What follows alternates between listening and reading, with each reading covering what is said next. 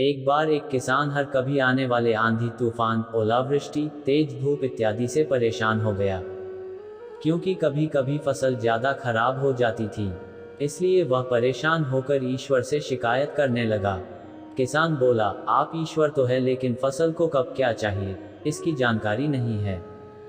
जिसकी जरूरत भी नहीं होती है वह भी देते रहते हैं। इसलिए आपसे मैं विनती करता हूं कि आप मुझे एक मौका दीजिए, मेरे कहे अनुसार मौसम कीजिए, फिर हम सब किसान अन्न के भंडार भर देंगे। ईश्वर मुस्कुराए और बोले, ठीक है, आज से तुम्हारे अनुसार मौसम रखूंगा।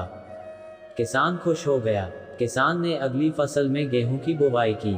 उसने जब चाहा तब धूप मिली, उसने जब चाहा पानी मिला। पानी की तो उसने बिल्कुल कमी नहीं आने दी। आंधी, बाढ़ और तेज धूप तो उसने आने ही नहीं दी। समय बीतने पर फसल बड़ी हुई। किसान भी बहुत खुश हुआ कि इस बार शानदार फसल दिख रही है।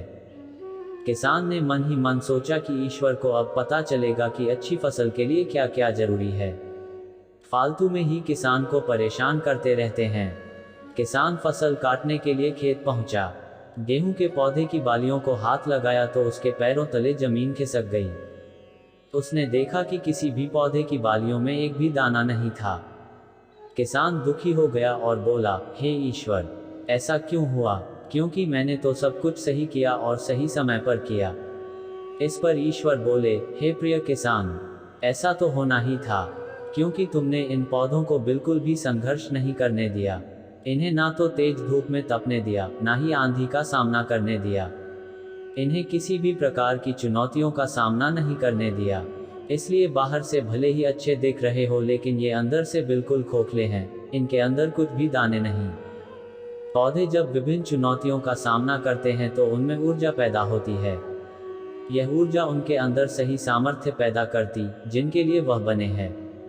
दोस्तों, ठीक इसी प्रकार जब तक इंसान संघर्ष से नहीं गुजरता है, वह आदमी खोखला रह जाता है। जीवन की चुनौतियां ही उसके लिए उन्नति के नए रास्ते खोल देती हैं और आदमी को मजबूत और प्रतिभाशाली बनाती है।